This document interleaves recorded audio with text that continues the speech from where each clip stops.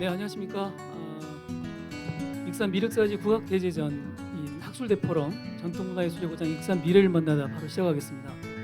오늘 이 행사 너무 날씨가 좋은 날이고요. 그리고 또 많은 이 주민들이 다녀가고 계시는데 저희가 또 이렇게 많이 이렇게 학술적인 자리를 또 이렇게 마련을 했습니다. 뜻깊은 자리가 될 것 같고요. 오늘은 세 분의 발제가 준비되어 있고 그리고 세 분의 발제에 대한 토론이 같이 진행되도록 하겠습니다. 바로 시작하겠습니다. 우선 첫 번째 발표는 전북대학교 한국음악과의 강종화 교수님이십니다. 전북 전통문화예술의 특성과 활용에 대한 발표인데요. 약 15분 정도 발표를 듣도록 하겠습니다. 바로 모시겠습니다. 네, 여러분 안녕하십니까? 오늘 전라북도 전통문화예술의 특성과 활용 방안에 대해서 발표할 전북대학교 예술대학 한국음악과의 강종화입니다. 오늘 제 발표는 전북의 문화유산, 전북의 무형문화재, 전북의 문화유산의 특징, 전북 문화유산의 활용 순으로 말씀을 드릴까 합니다. 먼저 전북의 문화예술입니다. 옆에 있는 모니터를 보시면서 이해를 하시기 좋게 이제 제가 설명을 드리겠습니다. 이 그래프에 나온 것처럼 전북의 무형유산은 총 836종이고요. 국가 지정이 233종입니다. 전라북도 지정이 603종이고요. 전라북도 지정 중에서 유형문화재가 105종, 그다음에 유형문화재가 731종으로 파악되었습니다. 이렇게 종목별로 살펴보시면 유형문화재가 202종, 문화재 자료가 156종, 기념물이 114종, 무형문화재가 105종, 보물이 73종, 그리고 등록문화재, 민속문화재, 사적, 그리고 천연기념물, 국보, 명승 등으로 현황을 정리할 수가 있었습니다. 보시는 것처럼 이 그래프에 나와 있는 것처럼 전라북도의 문화유산을 소재별로 살펴보면 목조문화재가 가장 많았습니다. 그 다음이 석조문화재, 그리고 무형문화재는 105종으로 파악이 되었습니다. 다음은 전라북도 문화재 리스트입니다. 이 화면을 보시면 이 모두 나와 있기 때문에 이 지금 나눠드린 그 연구지에 보시면 이 내용이 나와 있습니다. 총 6장으로 구분이 되어 있는데요. 천천히 그거를 확인해 주시면 좋겠습니다. 자, 그러면 전라북도의 무형문화재를 예술과 기술로 나누어서 볼 수가 있겠습니다. 예능은 예능 보유자라고 하고요. 기술 쪽은 기능 보유자라고 합니다. 예능이 49종, 기능이 76종입니다. 종목은 예능과 기능을 합치면 105종인데 위에 보시면 125라는 숫자는 한 종목에 문화재 지정이 복수 지정이 되어서 125라는 숫자를 유추해낼 수 있었습니다. 전라북도 무형문화재를 세부적으로 분류를 해보면 판소리가 11종, 농악이 9종, 노래가 8종, 놀이 종목이 6종, 춤 종목이 6종, 기악 종목이 5종, 굿이나 당산 제작법이 4종으로 나타나 있습니다. 이 중에서 보시면 기악 5종 같은 경우에 전라사면, 육각, 전주, 또 밑에 전라사면, 육각, 전주 이렇게 나와 있는 이유는 또 판소리가 전주 계속 있는 경우에가 복수 지정이라고 생각하시면 좋을 것 같습니다. 그러니까 이 무형문화재를 또 소리 류파별로 이렇게 나눠진 게 아니라 그냥 그 어떤 류파에든 문화재 지정이 되시면 그렇게 요렇게만 정리가 되어 있다는 것을 잘 알 수 있습니다. 그래서 같은 것이 너무 많은 것이 아니냐라고 생각하실 수 있는데 그것이 아니고 종목별로 이렇게만 정리가 되어 있다고 생각하시면 될 것 같습니다. 자, 그러면 전라북도 무형유산의 특징을 살펴보도록 하겠습니다. 먼저 전북대학교 무형문화연구소에서 발표한 전국의 문화유산 자료입니다. 보시는 것처럼 우리 전라북도의 무형유산이 광역자치단체 중에서 가장 높은 1등을 자리를 하고 있습니다. 무려 3,724종입니다. 대한민국의 수도인 서울이나 경기도 또 민속의 보거라고 하는 제주도보다도 전북 지역의 무형문화유산이 월등히 많이 나타나 있는 것을 그래프를 보시면 알 수 있겠습니다. 전라북도 무형유산의 특징에 대해서 살펴보겠습니다. 타 지역 무형문화재는 대체적으로 굿이 많이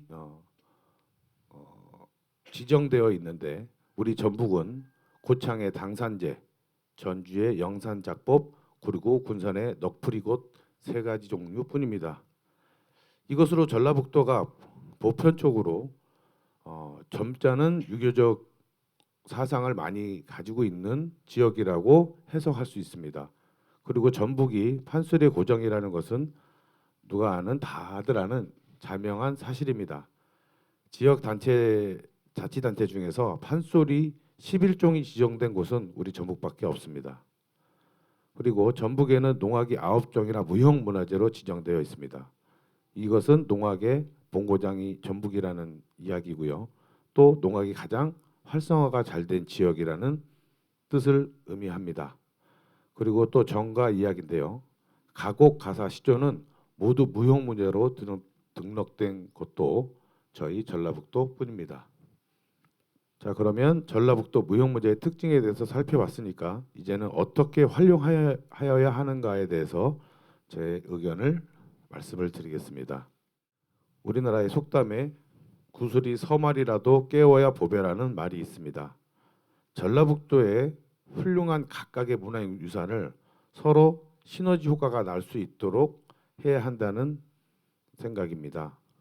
21세기를 문화예술의 시대라고 합니다. 무형유산과에 대한 세계 각국의 경쟁이 많이 치열해졌습니다. 그래서 문화유산과 ICT 융합을 통해서 문화유산을 자원화해야 합니다. 전라북도는 문화유산은 많지만 서로 시너지 효과를 내는 부분에서는 부족하다고 보이는 것이 지금 현실입니다. 이제 무형문산의 창고 전북에서 무형문산의 활용한 창조산업의 중심지 전북으로 거듭나여야 할 것이라고 저는 생각합니다.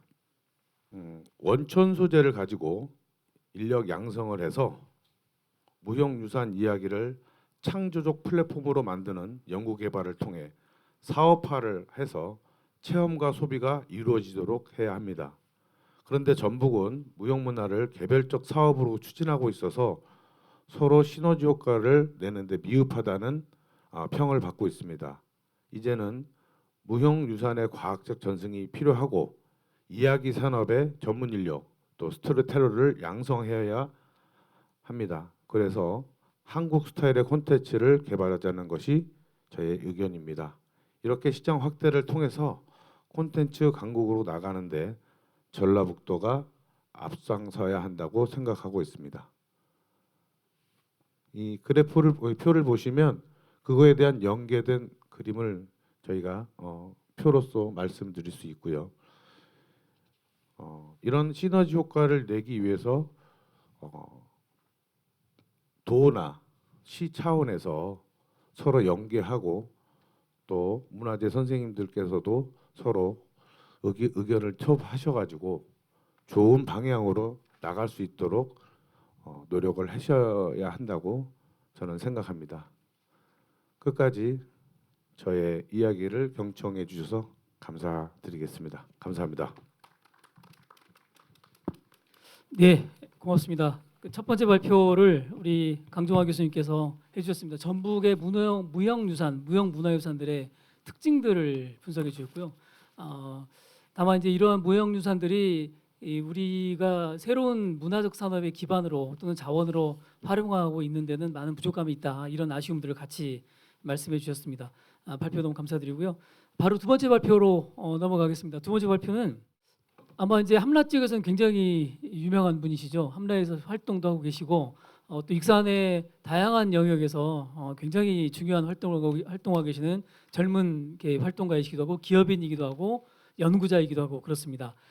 특히 함라 마을에는 뭐 아주 굉장히 깊은 인연을 갖고 계신 분이셔서 오늘 함라에 대한 발표를 해주시겠습니다. 발표 제목은 함라 마을의 시대적 공간 변화와 분홍주거의 역사 문화적 가치 이렇게 되어 있습니다. 굉장히 내용이 좀 많고 중요한 내용이 많습니다만 죄송하지만 15분 이내에 좀 네. 부탁드리겠습니다. 예, 박수로 발표 받아주십시오. 네, 반갑습니다. 저는 호원대학교 공연미디어학부에서 재직하고 있는 유미라고 합니다. 함나하고는 2년이 한 20여 년이 조금 더 넘게 된 것 같아요. 제가 석사 과정 때 제가 사실 한국 건축사를 전공을 했는데요. 석사 과정 때 이 지역을 연구를 하고 논문을 쓰고 그리고 이 자리에서 이제 기업도 같이 해서 지금까지 이어오고 있습니다. 그래서 사실 이 의뢰를 받고 굉장히 의미 있고 가치 있는 일을 좀 해주신 데에서 너무 감사하게 생각하고 특히 지금 한류 굉장히 유명하고 케이팝 유명하지 않습니까? 근데 케이팝의 원류이신 우리 조통달 선생님 모시고 이렇게 학술 세미나를 할 수 있어서 너무 감사드리고 영광입니다. 함나 마을은 사실 함나 마을의 역사는 마한 시대 때부터 진행이 됩니다. 마한 시대 42개 소국 중에 감해국이라는 하나의 작은 나라였어요. 그래서 그 나라가 이제 분화가 되고 어떠한 지역의 그러한 행정 구역이 되면서 조선 시대 때는 하멸현 으로 해서 행정의 중심지였죠. 사실은 익산의 행정의 중심지가 이 함라 지역입니다. 그래서 하멸현이 있고 관아가 있고 객사가 있었던 이 행정의 중심 자치지구였던 동네입니다. 지금 현재 객사나 동원의 위치는 현재 함라 어린이집 자리가 있어요. 그 자리가 원래 이제 행정의 중심지였던 그 공간이었고 그 아래로 이렇게 내려가면 서민들이 살고 있는 주거지와 장터와 지금 이 길 따라 쭉 내려오는 그 길 끝까지 파출소까지 있는 곳이 이제 장이 섰던 이러한 곳입니다. 그래서 하나의 도시가 굉장히 형성이 됐었었죠. 근데 근대기에 문물이 들어오고 일제 강점기에 행정 구역이 변화가 되면서 도시라는 곳이 이제 도로를 따라서 아니면 교통 수단에 따라서 중심지가 이동이 되면서 길가로 중심지가 이동이 되고 아니면 역을 중심으로 이렇게 이동이 됩니다. 그래서 뭐 가볍지만은 않은 얘기지만 여기가 함라면 함열리죠. 지금 현재 계신 곳이 함열리인데 이 함열리의 지역 이름이 원래 여기가 본 함열입니다. 근데 우리 옆에 지금 지역민들은 잘 아시겠지만 함열읍이 있죠. 그래서 원래 여기에 기차역이 함열역이 생겼어야 되는데 기차역이 옮겨가면서 지역명도 같이 옮겨가게 돼서 현재 행정구역이 여기는 함라면 함열리 그리고 옆에 조금 더 큰 읍 단위가 함열읍이 됐습니다. 그래서 일제 강점기 이후로 이곳이 조금 쇠퇴되고 기차역이 있는 곳이 도시가 조금 발달이 되면서 행정구역의 변화가 이렇게 조금씩 이동을 했다라고 이해를 하시면 되겠습니다. 그래서 원래 이제 조선 시대까지는 여기가 굉장히 중요한 중심지였죠. 그러면서 이제 근대기에 들어오면서 조선 후기 근대기에 들어오면서 그 농업을 기반으로 해서 부를 축적할 수 있게 됩니다. 그래서 지금 잘 알고 계시는 삼부잣집의 조혜영 가옥, 김한균 가옥, 이배원 가옥, 그러니까 김병순 가옥이죠. 지금은 김병순 가옥이 이렇게 세 군데에 머물러 있으면서 농업을 중심으로 경작을 하고 그걸 유통을 하면서 부를 축적하기 시작하면서 지금의 형태의 마을의 모습이 조금 형성이 되기 시작했죠. 뭐 그 집안의 스토리들은 전해져 내려오는 대로 예를 들면 김병순 가옥 같은 경우에는 길을 지나가다가 스님이 쓰러져서 누워 있는데 그분을 구휼해서 거둔 다음에 복을 빌어줘서 그 이후로 부자가 됐다라는 약간 부자의 스토리가 있고, 이배원 가옥 같은 경우에는 뭐 여기 이제 금강을 통해서 유통을 했겠죠. 그래서 보리를 싣고 인천까지 갔는데 거기에서 보리값이 폭등해서 내려오는 길에 배에 엽전이 가라앉을 정도로 엽전을 싣고 와서 밤새 달빛 아래에서 돈을 펐다라는 이러한 스토리도 있습니다. 그 자리가 지금 현재 있는 면사무소 앞에 그 쌀창고 이런 자리예요. 그래서 그러한 역사적인 유적이 그대로 고스란히 남아 있는데요. 1917년대 이배원 가옥이 처음에 지금 함락교당으로 쓰는 그 가옥을 처음 짓기 시작했죠. 근데 부가 축적이 되니까 건축에다가 부의 이러한 것들을 잘 반영을 하기 시작합니다. 그래서 지붕이 높아지고 커지고, 특히나 이제 사랑채라든지 이러한 부분들이 점점 커지고 화려해지면서 이 삼부잣집이 이웃하면서 서로 경쟁적으로 건축을 하게 됩니다. 그래서 함락교당으로 있는 데가 1917년도에 처음으로 짓게 되었고, 여 바로 뒤에 있는 조혜영 가옥이 1918년에, 그러면서 사랑채도 점점 커지고 그 안에 이제 농장을 관리한 농장 사무소도 짓게 되고 이렇게 들어오겠죠. 그리고 1922년에 김병순 가옥이 짓게 되는데요. 중요한 건 이제 우리가 현재 이 자리에서 지금 학술 발표를 하고 있으니까 이 자리가 가지는 또 역사적 의미가 있습니다. 새 가옥이 이렇게 집을 짓다 보니까 처음 짓게 된 1917년에 짓게 된 이배원 가옥은 거꾸로 왜소해졌지 않습니까, 집이? 그러면서 현재 이 일대 2만 평 정도 되는 일대입니다. 별장을 짓습니다. 그래서 요 자리가 서벽정이라고 하는 그러한 역사적 가치를 가진 자리가 있죠. 근데 한옥은 특성상 분해해서 이렇게 외부로 반출할 수 있습니다. 그래서 토지 개혁 이후에 집안이 조금 축소되면서 이 자리에 있던 2만 평의 별장은 다 분해해서 목재나 이런 것들이 굉장히 좋으니까 분해해서 각 지역으로 퍼져서 널리 팔려갔습니다. 그래서 이 터만 남게 된 것이지요. 그래서 보시면 기둥 같은 것들이 세워져 있을 텐데요. 그 자리에 있던, 그때 당시에 그 자리에 있던 서벽정의 터가 이 일대 함락 지금 체험관이 서 있는 자리입니다. 그래서 지리적으로 그리고 이 자리가 가지는 문화적 가치는 그러한 역사적인 스토리와 문화적인 물리적인 유적과 지리적인 여건들이 굉장히 고스란히 잘 녹아져 있어서 이 자리가 가지는 가치만으로도 사실은 금액적으로 환산이 안 될 정도로 굉장히 소중하지요.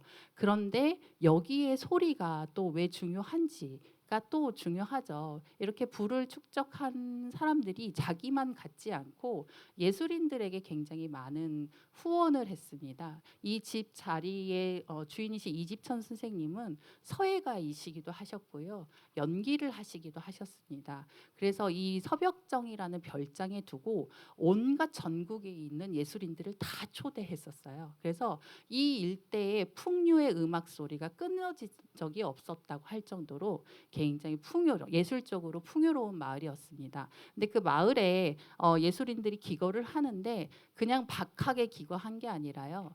굉장히 거한 식사를 대접하고 좋은 잠자리를 제공하고 있고 싶을 때까지 있고 예술의 창작을 활동을 하는데 굉장히 많은 이 부자들이 서포트를 한 기록들도 있습니다. 호남가로 유명하신 임방울 선생님 같은 경우에는 뭐 이 동네에 당연히 들리셨고요. 여기 옆에 숭림사라는 절에서 3년 정도를 거주를 하면서 호남가를 만드셨죠. 그래서 그 발표한 호남가의 자락을 보면 인심은 하멸이라라는 구절이 있습니다. 그 하멸이 여기 함라면 하멸리예요. 그래서 이러한 정신들을 계승해서 우리의 문화 그리고 우리의 소리가 이곳에 항상 들리고 끊이지 않는 이러한 마을이 될 수 있도록 사실은 많은 분들이 그리고 많은 학자분들이 또 많은 예술인들이 여기에 사실은 힘을 모을 가치가 충분히 있는 것이라고 저는 생각이 듭니다. 그래서 뭐 종합적으로 제가 조금 두서없이 얘기를 좀 드렸지만 이러한 이제 건축학적으로는 공간의 이런 구성, 그래서 공간의 이동의 레이어드가 그대로 살려서 지금의 가치로, 지금의 이제 물리적으로 좀 남아 있고요. 이동의 모습들이.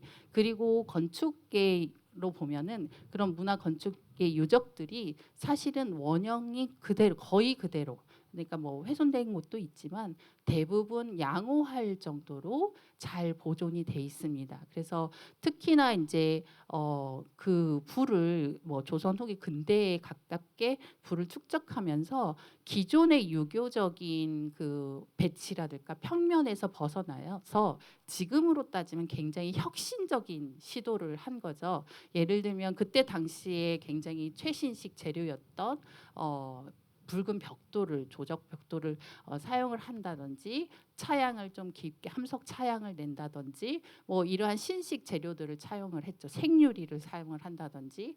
그런데다가 평면의 구조로 보면 이배원 가옥과 김병순 가옥이 쌍둥이처럼 좀 닮아 있습니다. 그래서 시기도 굉장히 연달아서 지어졌기 때문에 안채와 사랑채가 이렇게 겉에 내담으로 분리돼서 남녀 유별이 겉으로는 보이지만 안으로 봤을 때는 내부 비밀 복도처럼 이렇게 연결이 돼 있어요. 그래서 이렇게 지역에서 복도로 안채와 사랑채가 연결돼서 이웃한 집의 유구가 남아 있는 데는 여기밖에 없습니다. 그래서 건축사적으로도 굉장히 중요한 가치를 가지고 있습니다.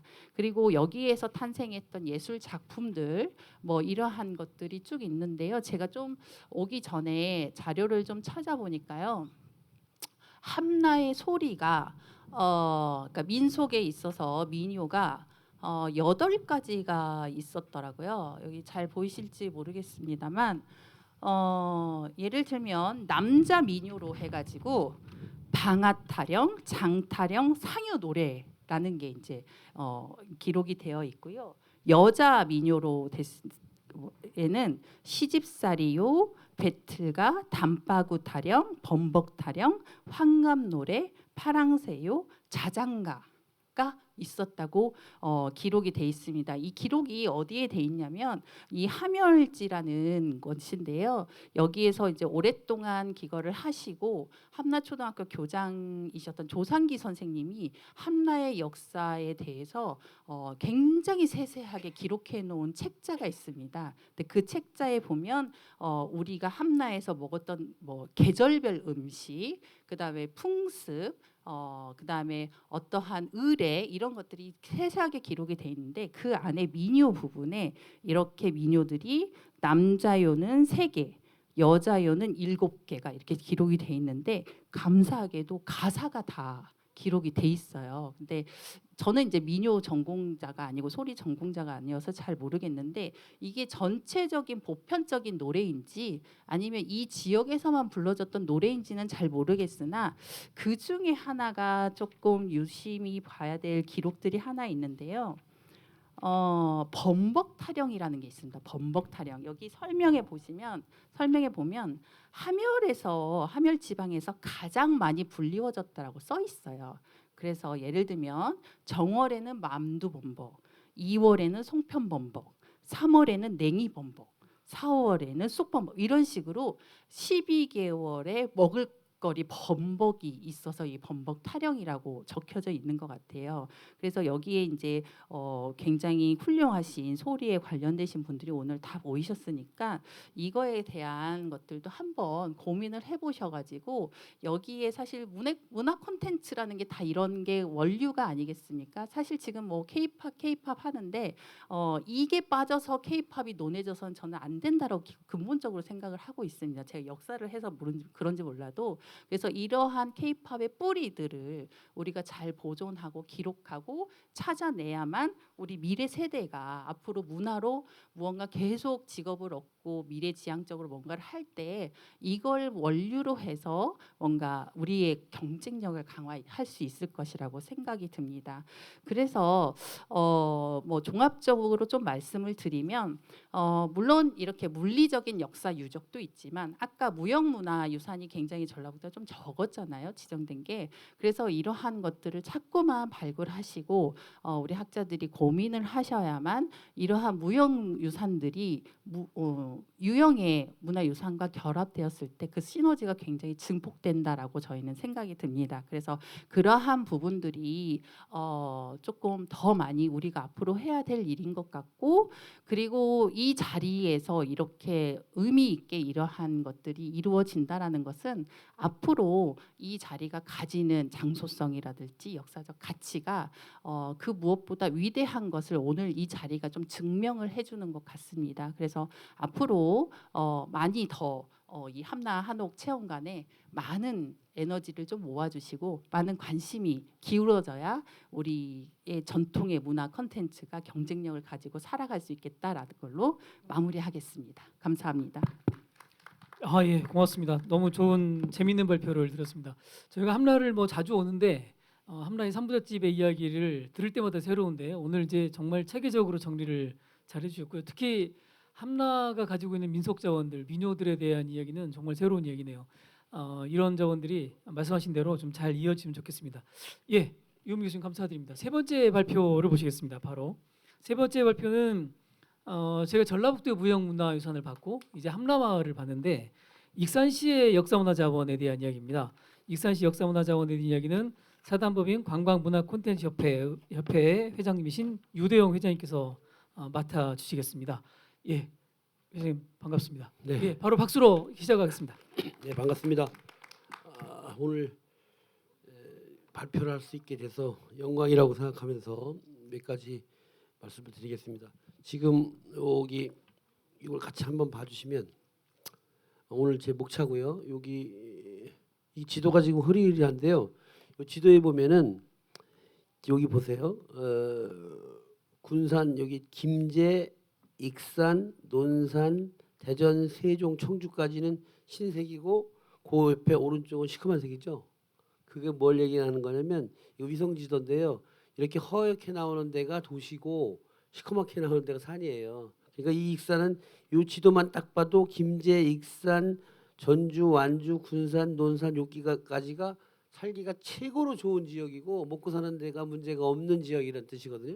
그런데 우리나라에서 보면은 음악, 미술 다 합쳐서 먹고 살기 좋은 지역에서 발전하는 거예요. 프로의 예술은 먹고 사는 문제가 해결되는 데서 발전하는 것이고 산골짜기에 가면 민속음악이라든가 토속민요라든가 이런 것만 발전하지 프로페셔널 음악이 없습니다. 모든 소리꾼은 도시에서 사는 거지 산에는 공부하러만 가는 거지 먹고 살려면 인심 좋은 이런 데 있어야 되는 건데 이것만 봐도 이 그림 위성지도에 나타난 그림만 봐도 이 지역 익산이 아주 살기가 좋고 풍요롭고 넉넉한 지역이었다라는 것을 알 수가 있고 또 사회문화적으로 넉넉한 지역에서 예술이 발달한다는 것은 전 세계적으로 같은 얘기죠.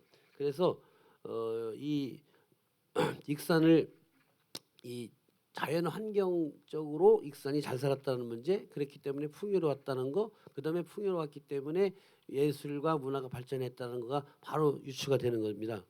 그다음에 이 익산에 있는 익산 소재 문화재만 조사를 해봤더니 국가지정 23건, 전라북도 지정 54건, 등록문화재 9건, 향토유적 16건인데요.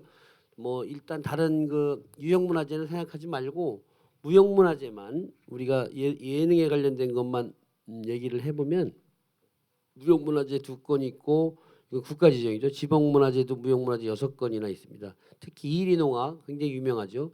또 이리 향재 줄풍기라고 그래가지고 줄자 들어가면은 순우리 말이에요.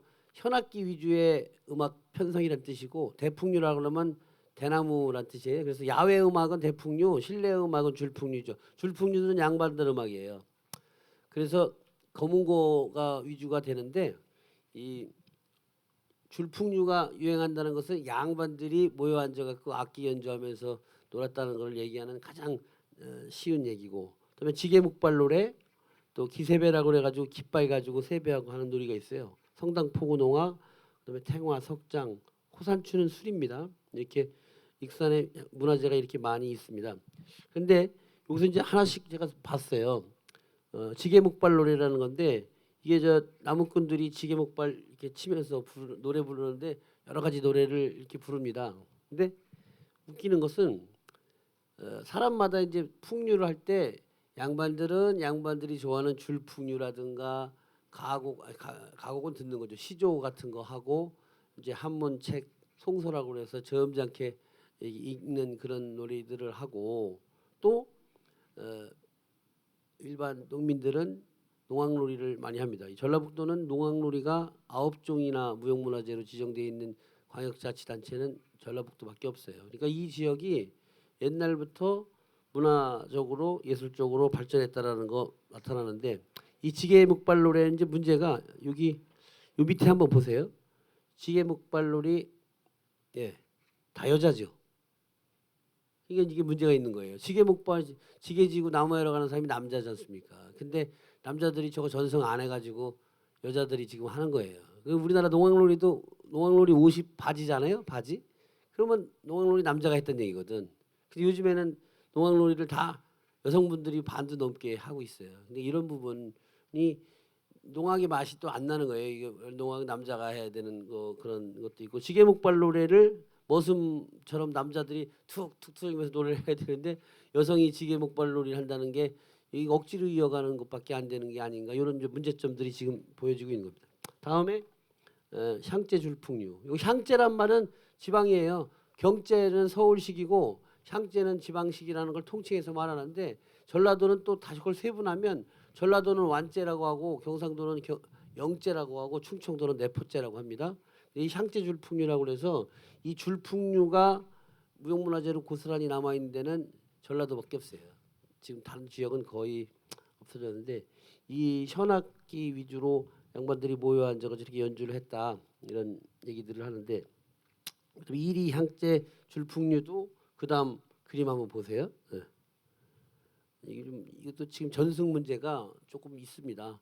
대학에서 국악과 나온 사람들이 있잖아요. 이제는 근데 그 친구들과 그 이리 향제 줄풍류 계속해서 내려오던 분들과의 이제 격차 같은 게 이제 생기기 시작해서 이제 대학에서 배운 사람들한테 수여를 하지 않으면 전승이 힘든 문제로 또 지금 가고 있어요.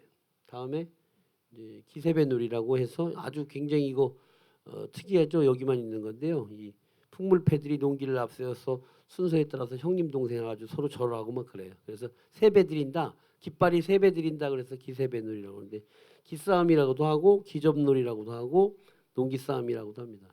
그래서 익산을 보면 그다음 또 한 페이지 보겠습니다. 농악놀이가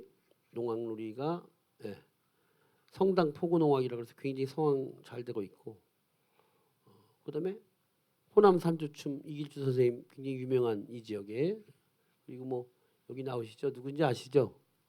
우리 조통당 선생님이라든가 그 선대의 판소리 아주 명창들이 이 지역에 이렇게 있었습니다. 그런데 묘한 게 어디 가면 뭐가 유명하고 어디 가면 뭐가 유명하고 그렇게 하는데 이 익산은 골고루 다 있어요. 골고루 양반들 즐기는 것부터 저기 농민들 즐기는 것부터 머슴들 즐기는 것부터 그다음에 그 전문 예능인 불러다가 하는 전문 프로페셔널 예능인까지 모든 걸 다 갖추고 있는 지역이라는 얘기죠. 예를 들어서 강원도 같은 데 가면 토속민요만 있지 프로페셔널 음악은 전무한 겁니다. 경상북도 같은 데 가면 없어요. 그리고 향 음악 같은 것도 전혀 없고 악기 자체도 없고 북쪽에는 악기 음악이 없죠. 강원도 사람들 노래는 다 박자가 안 맞아요. 느려요. 악기가 없고 협동해서 같이 하는 벼농사 같은 거 안 짓고 반농사 짓는 사람들은 대체적으로 이제 농악놀이 반농사 짓기 시작하면 농악놀이 없어지고 박자 안 맞기 시작하는 겁니다. 그래서 이 익산 여기군요. 네, 익산 무형문화재의 이제 특징을 제가 유추를 해봤는데요.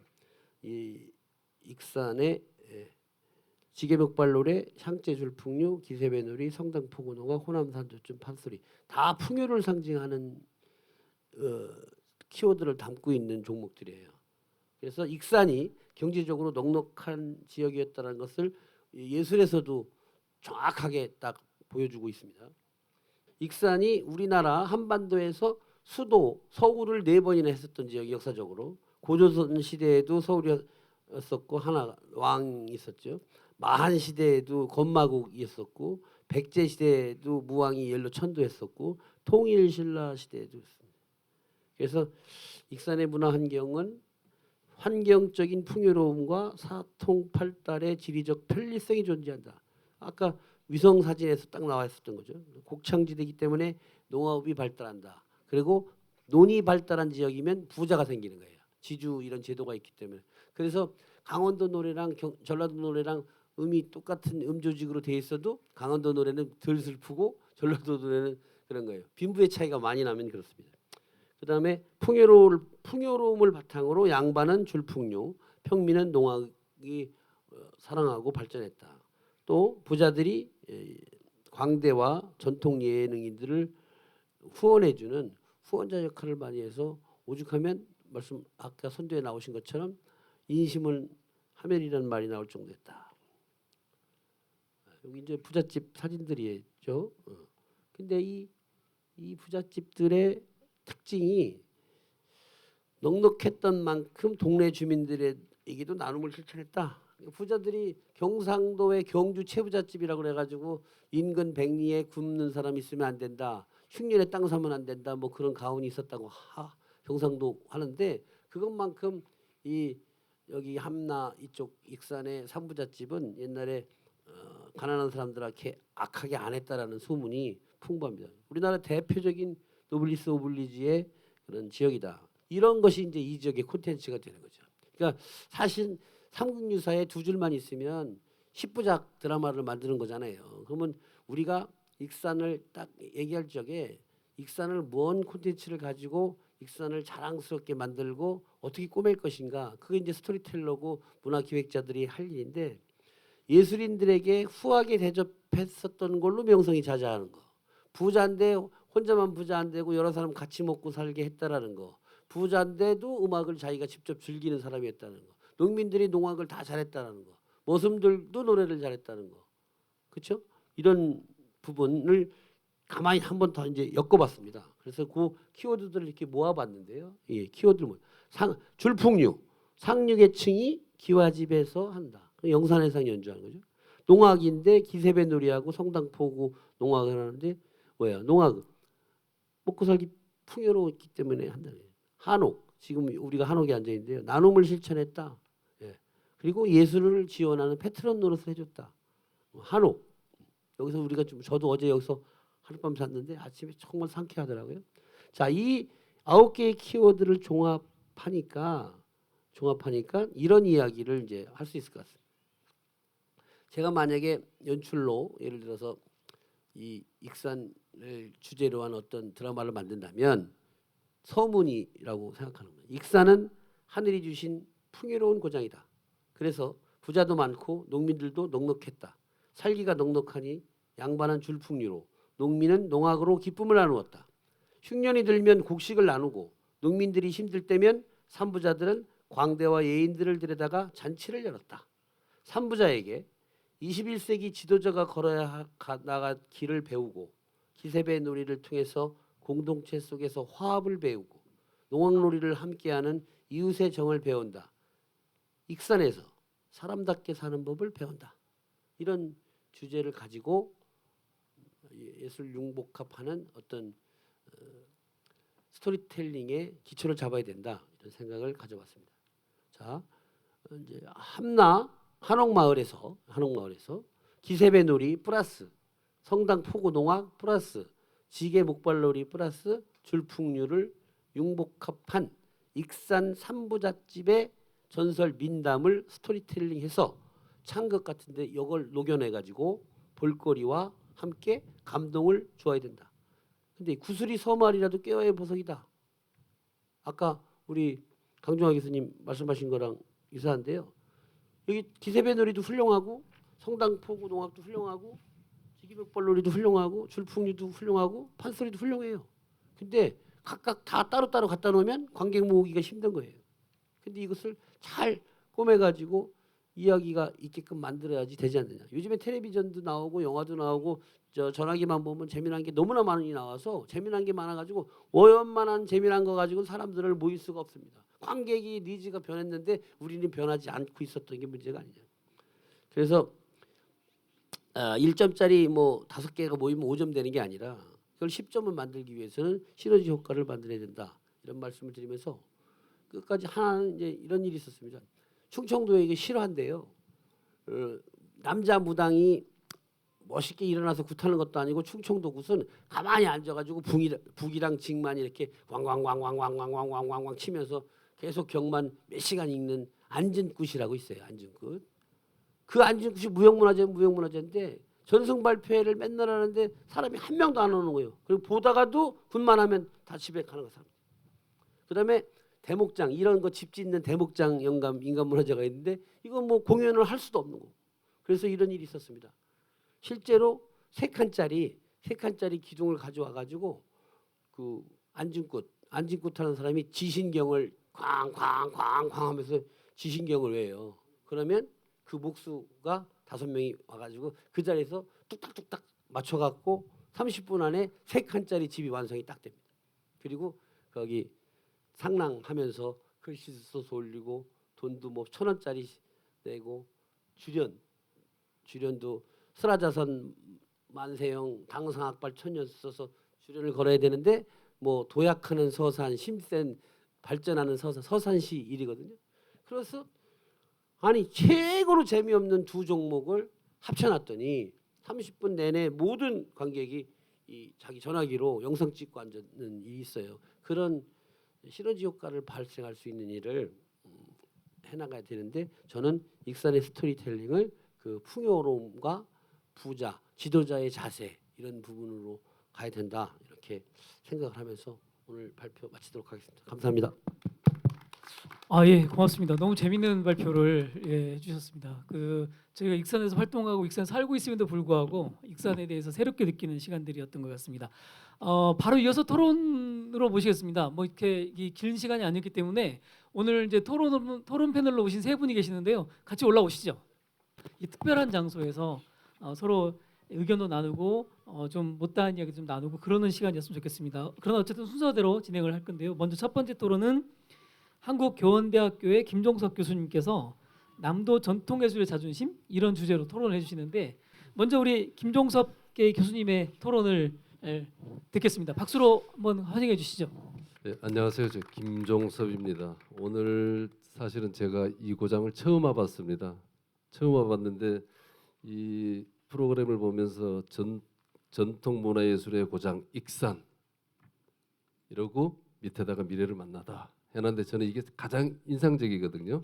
근데 우리 강종화 교수님이 발표하신 부분에 대해서는 너무 잘하셨기 때문에 뭐 발전지향적이고 현 시대에 맞는 무슨 말씀을 하셨기 때문에 저는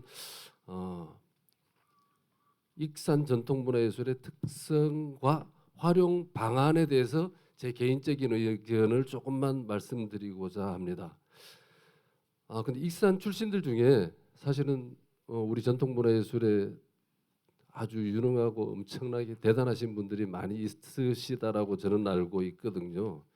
익산 지역의 전통문화예술의 특성과 활용 방안은 결론은 뭐냐면은 자꾸 뭔가를 만들려고 하지 말고 지금 현재 살아계시는 진짜 무형 유형 문화재 선생님들의 전수관을 제대로 설립하여 그 전수관을 활용하게 되면은 지역의 정체성과 인물을 유출하는 데 방지하는 큰 역할이 되거든요.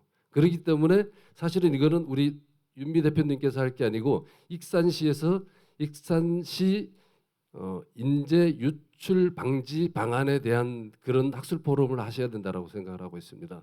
그리고 사실 이 공간 좋잖아요. 이 공간을 활용을 하는데 실질적으로 전라북도의 예산으로 운영이 되고 뭐 여러 가지의 예산으로 운영이 되지만은 실질적으로 이 공간 활용을 우리 전통문화예술 이 지역에 유능하신 분들을 초대해서 이거는 예를 든 겁니다. 조통달 판소리 전수관이라고 하면은 국악하시는 분들이나 전통음악에 관심 있는 분들은 이 익산 함나 한옥 체험단지는 안 올 수 있을지 몰라도 조통달 전수관 함나 한옥 체험단지라고 하면은 한 번쯤 올 수 있는 계기가 될 것이다라고 저는 생각을 하고 있습니다. 그렇기 때문에 익산시에서 저는 앞으로 전통문화에서 뭐 특성화 활용 방안 뭐 이런 것이 더 중요한 것이 아니고 현존에 있는 분들을 잘 모셔와서 잘 활용을 해가지고 그분들을 문화 상품을 만들고 그분들을 익산시의 문화재, 전라북도의 문화재, 대한민국의 국가무형문화재를 만드는데 힘을 쓸 수 있는 어드바이스를 저는 서브를 좀 해줘야 된다라고 저는 생각을 하고 있습니다. 그렇기 때문에 우리 윤미 대표님께도 제가 다시 한번 부탁을 드리는데요.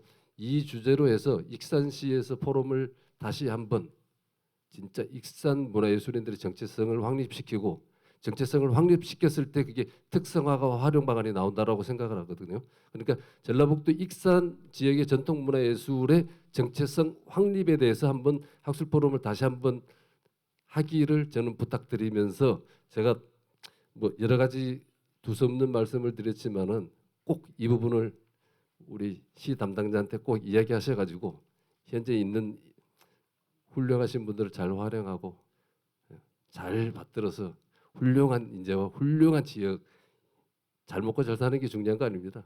과거에 있는 것을 잘 지키고 앞으로 잘 활용을 하고 훌륭하게 만드는 게 가장 중요하다라고 생각을 하고 있습니다. 저는 이것으로 가름하겠습니다. 감사합니다. 예, 고맙습니다. 우리 김종숙 교수님 말씀에 전적으로 찬성하고요. 사람이 중요하다. 이렇게 실제로 있는 분들 잘 모시고 그분들이 가지고 있는 잠재력을 잘 끌어내는 게 중요하다 이런 말씀으로 듣고요. 두 번째 토론 바로 들어가겠습니다. 두 번째 토론은 김성식 선생님이신데 사실 이제 이 익산 쪽에는 잘 안 알려져 있는 분이지만 전주에서 굉장히 유명한 분이시고요. 전라북도의 민속 연구, 특히 들로라에 대한 연구를 현장에서 굉장히 많이 하고 계시고 지금도 이제 그런 부분에 대한 현장 연구를 계속 하고 계시는 분이십니다. 김성식 선생님의 토론을 바로 듣겠습니다.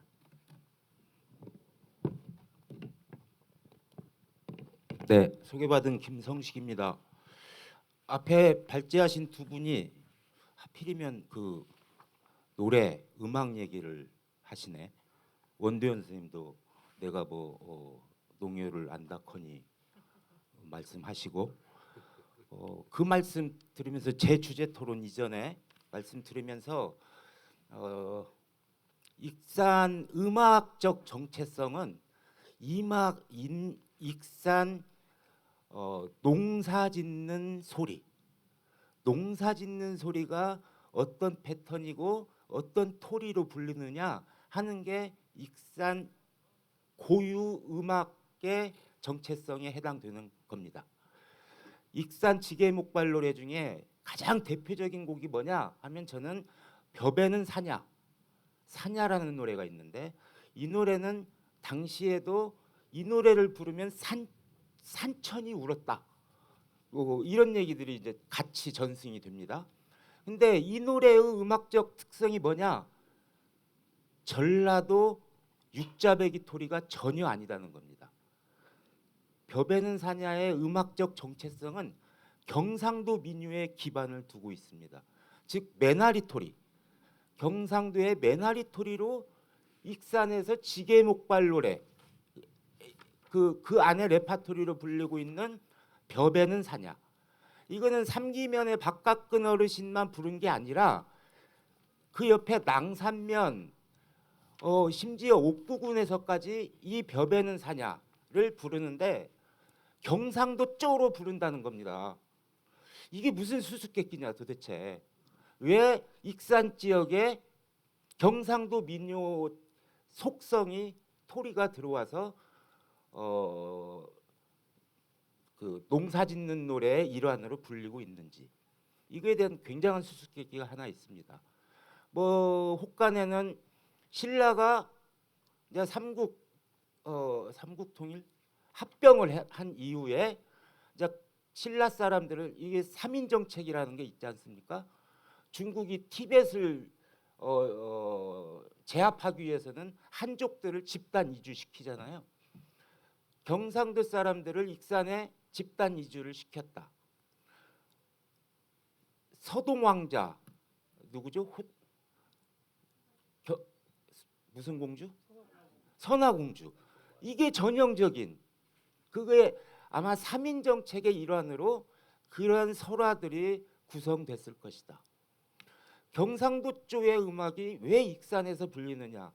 이게 워낙 수수께끼니까 그 시절까지 거슬러 올라가서 그렇게 보는 견해도 있습니다. 영감아 영감아 영감아 지난 8월 추석에 생편 먹다 채여 죽은 영감아 이런 식의 노래인데 제가 경상도 가서 우리 익산 기세배에 익산 지게목발 노래에 이런 노래가 있다고 하니까 그것이 우리 경상도의 어사용이다. 어사용. 이거 참 신기한 일이죠.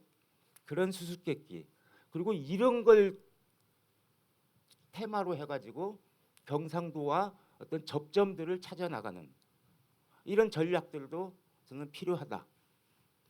그것이 정체성이라는 거지. 이것저것 모아서 하나로 통일해서는 비빔밥 위에 나올 게 없죠. 그런 음악과 관련된 그런 게 있고 제가 이제 말씀드릴 부분은 이제 이 삼부자. 저는 삼부자 얘기를 한 30년 전에 저 고군산의 가장 서쪽에 있는 마지막 섬이 말도입니다. 말도에 당집이 있는데 지금 뒤에 보이시는 이런 엄청난 대궐 같은 그 기와집으로 당집을 지어놨어요. 섬의 당집은 일반적으로 그냥 가설식입니다. 그냥 단 초가 한 칸 정도의 당집들이 대개 남아있던 시절에 말도에는 사찰 규모의 당집이 있었어요. 제가 몇 년 전에 가니까 이미 다 해체돼 있던데. 그래서 그 지역 어른들한테 여쭤봤어요. 왜 이 조그마한 섬에 이런 당집이 지어졌냐 했더니 함나의 조부자가 지어줬다. 함나 조부자. 왜 함나 조부자가 여기다 이렇게 좋은 당집을 지어요? 함나 조부자가 여기 와서 어장을 운영했다. 그런 얘기를 그 당시에 듣고 그러나 보다 하고 그냥 그 뒤에 제 관심사항에서 멀어져서 조부자라는 그냥 이름으로만 알지 실질적으로는 제가 공부할 기회를 못 찾았었는데 조부자라는 분의 영토는 반드시 이 육지 땅 안에만 갇혀 있지 않았나 보다 이런 생각을 했던 거고요. 그다음에 여기 발제하신 유은미 선생님 글을 보니까 여기 이 지주들은 다른 지역의 지주들하고 확실히 다르다. 저는 만경강 공부는 좀 이런저런 일로 제법 했습니다. 만경강 주변의 그 지주들은 대개 수리조합 중심입니다. 수리조합은 철저하게 그 지역의 이권을 장악한 그런 집단들끼리 이제 농사 편익을 위해서 조합체를 만들고 수리 시설을 하는 거죠. 일제가 토지 조사하고 이쪽에서 이제 농장을 경영하는 방식도 다 사실은 황무지, 불완전 수리다 이런 것들을 매입을 해서 거기다 수리 시설을 제공해서 옥토를 만드는 전략이죠. 일본의 지주들 방식이. 그게 수리조합에서 제일 일선에서 그런 작업들을 했고, 근데 여기는 만경강 수계도 아니고 그렇다고 해서 금강 수계가 이리 곧장 들어오는 것 같지도 않아요. 대신 여기는 과거에는 조그마한 저수지들이 꽤 있었다. 그걸로 농사 관계했다. 뭐 이런 얘기를 들었는데 그런 조건이 교통도 당시는 오지였고 그런 조건이 여기는 일본인 지주들의 침탈이 적었던 곳 이런 건 자료에서도 충분히 드러나더라고요. 그래서 이 바로 옆에 서수면 있죠. 서수면은 그때면 적산 재산으로 잡힌 게 한 89%이 정도입니다. 그러니까 미군정 때 1차 토지 개혁을 하고 1950년에 이제 2차 토지 개혁을 하는데 1차 때는 일본인들 재산을 했죠. 그때는 서수면은 90% 가까이가 다 분배 대상이 됐는데 여기는 40% 정도 된. 그러니까 그만큼 우리 민족 자본이라고 해야 되나? 이 조선인 땅이 여기는 그래도 유지 보존되어 왔다. 그리고 그 역할을 삼부자가 했다. 그 삼부자가 농토를 매입하는 과정에서 아무튼 인심을 잃지 않기 위해서 이런저런한 것들을 했다. 이런 거 굉장히 중요한 테마인데 또 저는 이 삼부잣집에 이걸 오늘날 어떻게 활용할 것인가 저는 이거는 너무 성급한 생각이다 생각이 듭니다. 저는 가만히 놔둬라. 우리 후손들이 더 좋은 생각과 더 좋은 방식으로 해결할 수 있다. 가만히 놔두는 것도 그거 뭐라고 하나? 정치에서 무슨 인내, 전략적 인내 이런 것도 필요하다. 그 대신 지금 당장 해야 될 것은 뭐냐? 삼부잣집의 이런 건축사적인 외향적인 게 아니라 이 집안 이야기들을 어떻게든 조사해서 끌어내서 일단 삼부잣집에 대한 조사 보고서가 우선적으로 수행되어야 된다. 그리고 저 조부잣집 같은 경우는 그 집에서 나온 일제강점기 문서, 토지 매매 문서, 소작인 문서, 또 소장료 뭐 이런 것들이 일부가 지금 전북대 박물관에 수장되어 있습니다. 그거 말고도 이 집 안에는 엄청난 사료로 가치를 가질 만한 문서들이 엄청 있을 텐데 이런 게 지금 전혀 후손들이 개방을 하지 않는다는 등 여러 이유들로 인해서 지금 누구도 그 작업을 하지 못하는 것 같습니다. 일단 자료들을 수집하고 어떻게든 저 삼부잣집 후손들하고 관계를 맺어서 수집하고 조사해서 조사 보고서 내고 유미 선생 같은 경우는 이 건축사적으로 얼마나 실측하고 싶겠습니까? 이런 것도 해서 보고서로 나와야 되고 여기서 나온 자료들이 함라의 역사문화관, 함라의 역사문화기념관 이런 데에 다 자료가 모아서 이것이 모아놓을 때 가치가 더 빛나지 않겠냐. 저는 그래서 우선순위가 이런 작업이 되어야 되지 않겠느냐 이런 생각을 좀 하고 마지막으로 이 집 특히 조씨 부자, 김씨 부자들이 일제강점기, 해방 전후기, 전쟁기 이 시기에 이 사람들의 어떤 그 정치적 지향성 이런 것들도 다른 지역의 지주들하고 완전히 다릅니다. 여기는 일제강점기 때 독립운동을 친일 소리도 듣습니다. 일본 통치부에도 기부금을 냅니다. 그러나 독립군에도 자금을 계속 댑니다. 내 재산을 지키기 위해서는 어쨌든 일본 정부에 보험을 들여야 되겠죠. 내가 궁극적으로 하고자 하는 일을 하기 위해서는 이러한 사실들도 있는데 또 김씨 문중에서는 월북자가 있어서 그 이후에 후손들이 엄청나게 연좌제 피해로 고생들을 했는데 이런 이야기들이 저는 샅샅이 지금 시점에 조사되고 기록으로 남겨야 기록화 작업을 해야 되지 않겠냐. 이를테면 조선 박헌영의 자금줄이 여기 김씨 집안의 아무개다. 뭐 이런 얘기들이 전해지는 얘기일 뿐이지 그것이 사료를 통해서 조사된 바는 아니기 때문에 이런 아주 중요한 얘기들이 다 모아지고 그 이후에 스토리텔링이든 뭐든 그거는 그 후에 할 작업이다. 그래서 일의 선후 관계를 좀 분명히 하자 이런 말씀 드립니다. 감사합니다. 예. 고맙습니다. 예, 지게목발 노래부터 굉장히 파격적인 얘기를 하셔가지고 좀 저로서는 새롭게 들은 이야기였습니다. 다른 분들은 어떨지 모르겠는데 너무 재밌는 동네네요. 예, 그 말도 이야기까지 굉장히 삼부자에 대한 또 다른 새로운 해석들이고 저희가 반드시 해야 될 일 중에 하나죠. 그러니까 여기 와 계시는 분들이 되게 한국음악 쪽에 베이스를 가지고 계신 분들이신데 이분들의 작업과 우리 김석 선생님이 바라보는 그런 관점들이 같이 결합된다면 사실 굉장히 중요한 역사적 문화적 자산들이 만들어지지 않을까 싶습니다. 세 번째 토론 바로 모시겠습니다. 남경호 선생님이신데 진주교육대학의 교수님이시고 가장 멀리 오신 것 같습니다. 예, 고맙습니다. 바로 듣겠습니다. 네, 안녕하세요. 오늘 토론을 맡게 된 남경호입니다. 익산시 문화자원의 활용에 관한 그런 발표가 세 건이 있었습니다.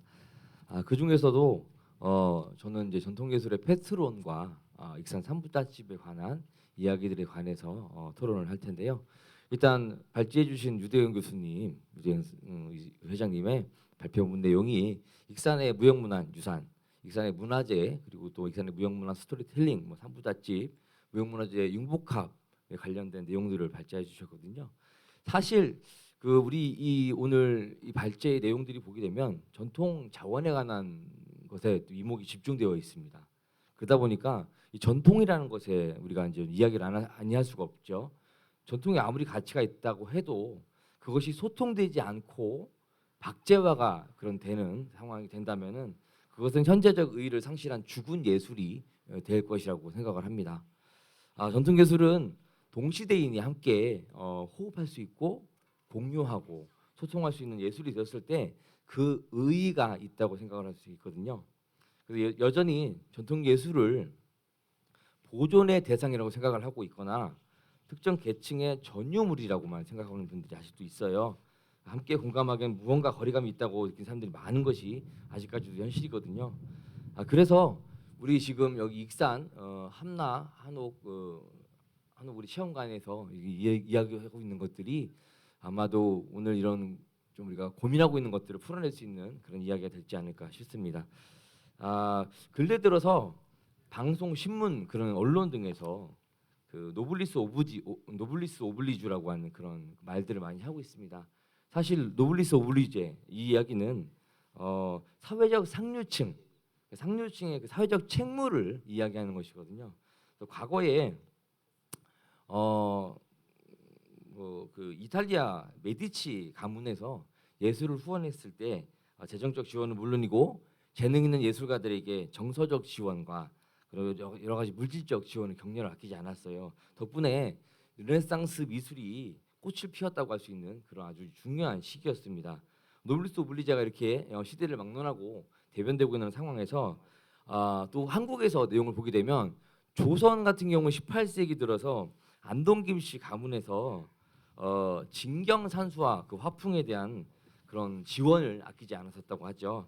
그래서 이제 진경 화풍이 뿌리내리는 그런 기반을 마련하는 그런 상황이 됐었는데 이처럼 페트로는 동서 고금을 막론하고 문화 전성기의 결정적인 역할을 했다고 볼 수 있습니다. 예술을 후원한다 이런 의미로 우리 또 익산을 대표하고 있는 삼부자 이야기를 빼놓을 수가 없잖아요. 앞서 발제하시는 분들께서 많이 이야기하셨지만은 풍속은 화순이요 인심은 함열인디 하는 그 내용들이 아마 판소리 단가 호남가에 등장하고 있습니다.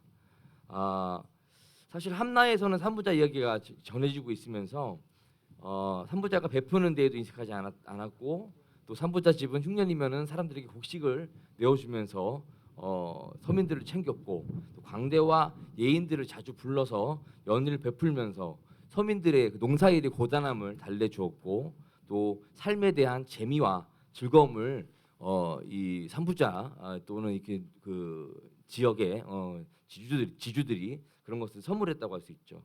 예인들 사이에서도 인심이 좋다고 입소문이 나서 당대 명창이었던 인방울 명창 그리고 또 박초월 명창, 박동진 명창 이런 분들이 풍류객과 같이 소리꾼들이 함나를 거쳐가지 않은 삶이 없었을 정도라고 하는 그런 우리 대한민국 한국에서의 노블리스 오블리제를 좀 대표하는 그런 이야기라고 할 수 있습니다. 삼부자는 이들을 내치지 않고 기꺼이 거두어 들여서 노블리스 오블리주를 실천한 진정한 부자였던 셈이죠. 인심은 하멸이라는 그 호남가의 가사가 괜히 나왔던 것이 아니라고 생각을 해볼 수 있습니다. 이런 내용들을 근거로 해서 익산의 무형문화 스토리텔링과 익산의 무형문화 융복합 그런 내용들을 우리 발제자께서 해주셨거든요. 문화의 시대에 그 지역에서 발생해서 전해 내려오는 그 지역 고유 문화인 전통 문화가 우리가 지금 이 삼부자 집을 대표해서 이야기하고 있는데 오늘날 각 지자체 또 국가에서도 역사와 전통 문화를 관광과 결합해서 새로운 성장 동력으로 하려는 시도가 많이 이루어지고 있습니다. 과연 익산 함나에서의 전통 문화에 관한 관광 자원은 가능한가? 앞서 발제자께서 스토리텔링부터 해가지고 융복합 그런 내용들을 창극이라는 그런 장르로 대변할 수 있다, 만들어낼 수 있다고 말씀해 주셨는데 가능하다면 전통 문화를 어떻게 지역에 적합시킬 수 있을지 그런 고민에 대해서 고견을 들어보는 시간을 갖도록 하겠습니다. 이상입니다. 예, 고맙습니다. 예, 좋은 토론해 주셨고 마지막에 우리 유대원 교수님께 좀 질문 아닌 질문에 있었는데 말씀. 예. 가장 저는 현실적인 얘기를 드리는 건데요. 한번 생각을 해보세요. 우리나라 국악 장르 중에서 지금 현재 살아남아 있는 거, 돈 주고 표 받고 살아남은 것들이 몇 가지가 있는데요. 그 가장 대표적인 게 뭐예요? 돈 받고 구경 가는 국악, 마당놀이, 난타, 그 다음에 갠신이 창극 그런 거예요. 그럼 그거의 공통점이 뭐냐면 옛날처럼 노래만 잘하거나 춤만 잘 추거나 그런 거 가지고는 요즘 관객의 니즈가 바뀌고 세상 미디어가 바뀌어갖고 좋아하지 않는다. 서양 음악도 마찬가지예요. 우리나라 공연 장르, 국악, 서양 음악 다 합쳐서 우리나라 공연 장르에서 돈 버는 건 딱 하나 있습니다. 뮤지컬이에요. 다른 거는 매출액이 100분의 1도 안 돼요. 제가 조사를 해봤었는데 12월 한 달 매출액으로 200억 정도 버는데 국악 2천만 원, 3천만 원밖에 못. 그러면 뭘 얘기를 하는 거냐면 스토리텔링에서 이야기가 있어야 되는 것이고 예술 융복합한 거 아닌 장르는 우리 국악뿐만 아니라 서양 음악도 그렇고 전멸이 되는 시대인데 중요한 거는 뭐예요? 국악 사랑해야 되는 마음 누가 모르고 누가 모릅니까? 그렇지만 우리가 존재 없어지지 않고 살아남으려면 어떻게든지 관객들이 좋아할 수 있는 관객들이 호응을 가질 수 있는 부분에 노력을 하고 재미도 더하고 해야 되는 게 맞는 거지. 이거 뭐 지키자고 열심히 해가지고 비닐하우스 안에서 갇힌 예술가가 되는 거예요. 정부 보조금 아니면 절대 공연 못하는 그런 사람이 되면 아무 소용이 없는 거 아닙니까? 지게목발론이 말씀해 주셨는데 처음에는 저기 나와요. 처음에는 육자백이조 노래 나와요. 맨 마지막엔 경기도 창부타령조도 나와요. 그런데 보세요. 일제시대 때 노래 지금 우리가 70년대에 조사한 민요들을 보면 어떤 오류들이 있냐면 경상도 산골짜기 산청의 민요에 경기창이 많이 나와요. 그러면 그건 뭘 얘기하는 거냐면 이쪽 서해안 있죠. 서해안은 목포서부터 서울까지 옛날에 통혼권이라고 그래가지고 배 타고 다니고 왔다리 갔다리 이렇게 서로 결혼도 하고 하는 되기 때문에 많이 섞였다고 합니다.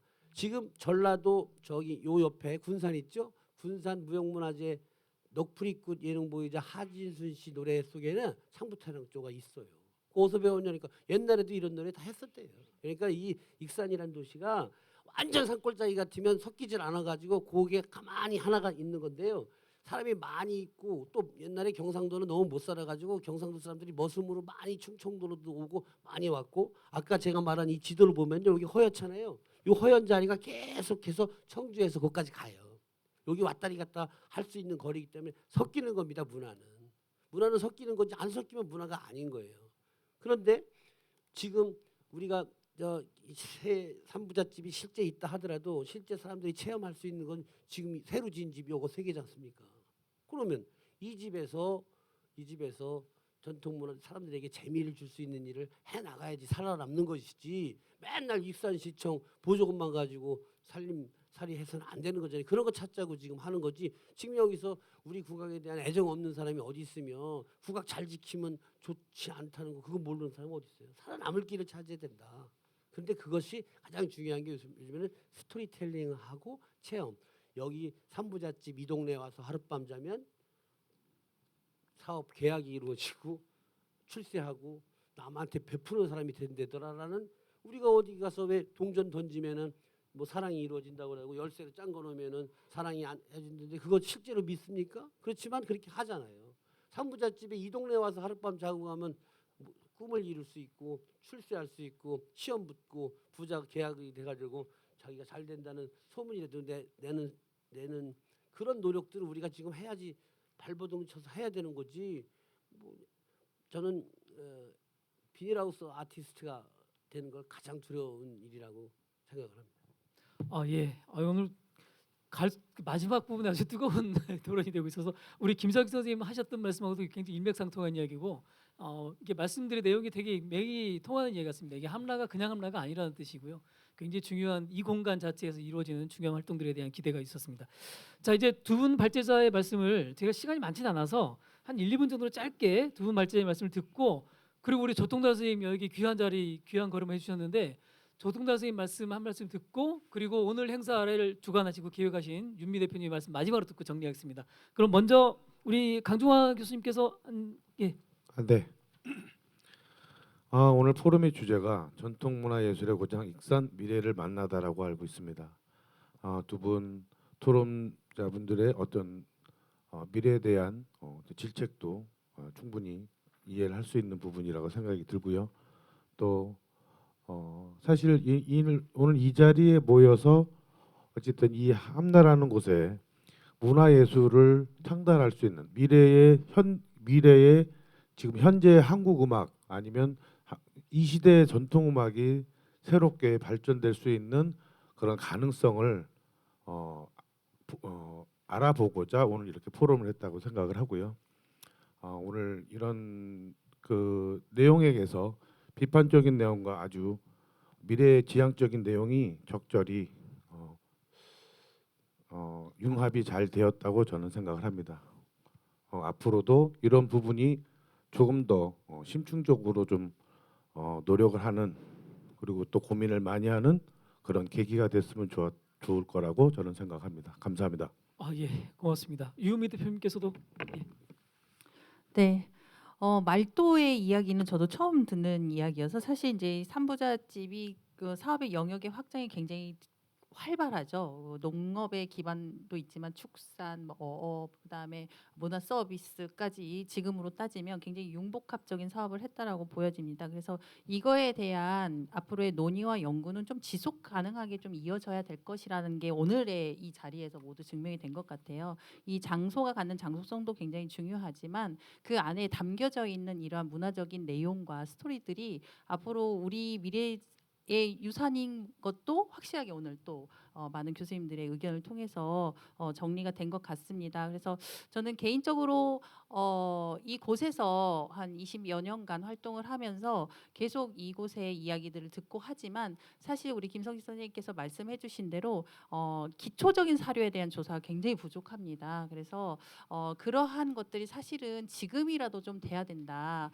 제가 20여 년 전에 이곳을 연구를 시작할 때부터 사실은 그런 집안의 문헌들이라든지 이런 것들이 체계적으로 관리되지 못하고 보수 공사를 하면서 버려지고 불태워지고 이런 것들을 자꾸 제가 목격을 했거든요, 사실은. 그래서 너무 어린 나이여서 사실 그때는 너무 힘이 없어서 하지 못했던 것들이 아직도 계속 잔상이 남아 있습니다. 그래서 지금이라도 이러한 교류, 사실 저는 이제 그 새 집안과의 교류가 조금 지속적으로 좀 이어져 있거든요. 그래서 어떤 사료가 나올 때는 가끔 연락이 오기도 해요. 이걸 과연 어떻게 해야 되느냐. 근데 가끔 이제 뭐 어느 집안에 가서 이제 여쭤보면 이번에 청소하면서 버렸어. 뭐 하면서 버렸어. 뭐 이렇게 트럭으로 한 트럭 버렸어. 이렇게 말씀을 하세요. 그래서 보지도 못하고 이렇게 된 것에 대해서 너무 안타깝게 생각이 들고, 지금이라도 이렇게 많은 각 분야에서 전문가 분들이 이 장소에 대해서 이렇게 중요성을 지속적으로 얘기를 해주셔야만이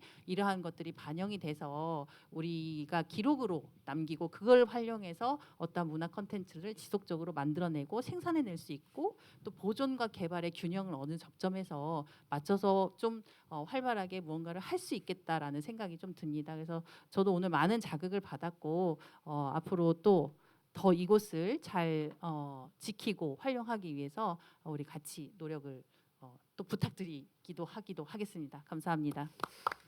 예, 고맙습니다. 안타까운 것이 이제 삼부자집의 어르신들 또 이제 점점점 나이 드시고 이제 기억력도 약해지시고 또 돌아가시기도 하고, 또 이 마을에도 마찬가지여서 그런 작업이 빨리 좀 됐으면 좋겠고요. 일단 좀 구술 작업이라도 먼저 시작하면서 좀 차근차근 했으면 좋겠다는 생각이 듭니다. 조통달 선생님 너무 이렇게 끝까지 다 들어주셨거든요. 후배들께 덕담 한 말씀 부탁드리겠습니다. 감사합니다.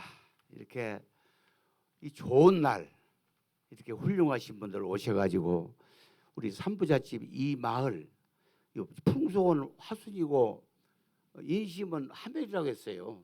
임방울 선생 저 단가에 그렇게 하는데 여기 지금 화멜 얘기가 너무 많이 나오고 옛날에 우리 박초월 선생님, 임방울 선생님 여기 밥 안 얻어먹은 명창 명부가 없었습니다. 근데 여기가 이렇게 커지면서 저도 욕심이 나가지고 이곳을 전주 한옥마을 못지않게 한번 만들어 보려고 저도 이렇게 유은미 대표하고 이렇게 나섰습니다. 시장님으로 인해 가지고 그렇게 했는데 너무 훌륭한 분들이 얘기를 잘 하시니까 제가 할 얘기가 없어요.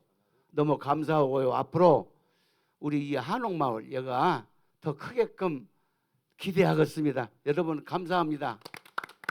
감사합니다. 예, 고맙습니다. 자, 우리 윤미 대표님께서 이 행사를 쭉 주관하고 기획하시고 이끌으셨는데 마지막으로 윤미 대표 인사 말씀 듣고 끝내겠습니다.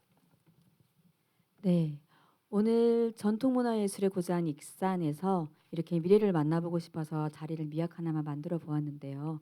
오늘 이렇게 많으신 분들께서 또 많은 관심과 사랑으로 이 시간 이렇게 예술의 꽃이 필 수 있도록 향기를 펼쳐주시면 너무나 감사합니다. 오늘 말씀하신 주제에 따라서 이번을 계기 삼아 이곳 함나 또 이렇게 아름다운 곳 함나 한옥체험단지 내에 있는 우리 전라북도 익산 지역에 더욱더 많은 관심과 적용을 통해서 정말 한 걸음 한 걸음 더 나아갈 수 있는 과정이 되었을 거라고 생각합니다.